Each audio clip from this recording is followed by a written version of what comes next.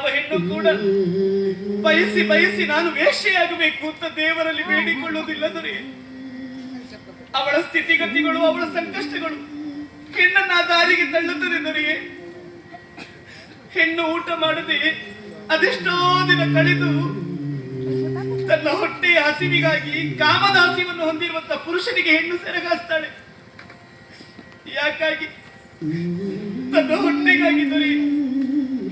ಮದುವೆಯಾಗಿರುತ್ತದೆ, ಗಂಡನಿರ್ತಾನೆ, ಹಾಲ ಹಸುಳೆ ಕಂದಮ್ಮ ಬೇರೆ.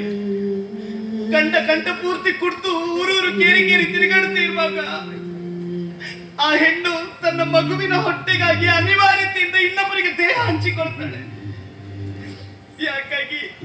ಮಗುವಿಗಾಗಿ ದೊರೆಯ, ತನ್ನ ಮಗುವಿಗಾಗಿ. ಕಾಮ ಹುಟ್ಟಿದಾಗ ಹೆಣ್ಣು ಗಂಡನ್ನು ಸೇರುವುದು, ಗಂಡು ಹೆಣ್ಣನ್ನು ಸೇರುವುದು, ಅದು ಸಹಜ ಧರ್ಮ, ಪ್ರಕೃತಿ ನಿಯಮ. ಕಾಮ ಹುಟ್ಟದೇ ಇರುವಂತ ಹೆಣ್ಣು ಕೂಡ ಇನ್ನೊಬ್ಬರಿಗೆ ಸೆರಗಾಸ್ತಾಳಂತಾದ್ರೆ ಅವಳ ನೋವೆಷ್ಟು, ಅವಳ ಸಂದಿಗ್ಧತೆ ಎಷ್ಟು, ಬದುಕಿನ ಅನಿವಾರ್ಯತೆ ಎಷ್ಟು ಅರ್ಥ ಮಾಡಿಕೊಳ್ಳಿ. ಯಾಕಾಗಿ?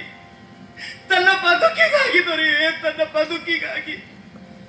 ಭಿಕ್ಷುಕನು 10 ಮನೆಯನ್ನು ಬೇಡಿ ತಿನ್ನುತ್ತಾನೆ ತನ್ನ ಹೊಟ್ಟೆಗಾಗಿ. ಹೆಣವನ್ನು ತೆವಳುತ್ತಾ ಮುಂದೆ ಸಾಗುತ್ತಾನೆ ತನ್ನ ಬದುಕಿಗಾಗಿ. ಪ್ರಪಂಚದಲ್ಲಿ ಎಲ್ಲರೂ ದುಡಿಯುವುದು ಹೊಟ್ಟೆಗಾಗಿಯೇ ದೊರೆಯೇ. ದುಡಿಯುವ ಮಾರ್ಗಗಳಷ್ಟೇ ಬೇರೆ ಬೇರೆ.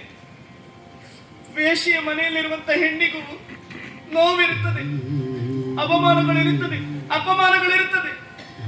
ಆ ಹೆಣ್ಣನ್ನು ತಾತ್ಸಾರ ಮಾಡಬೇಡಿದರೆ ಕೈ ಮುಗಿಯುತ್ತೇನೆ. ಪದೇ ಪದೆಯ ಧರ್ಮಗಳನ್ನು ಬಲ್ಲೆ ನಾನು, ಪದೇ ಪದೆಯ ಧರ್ಮ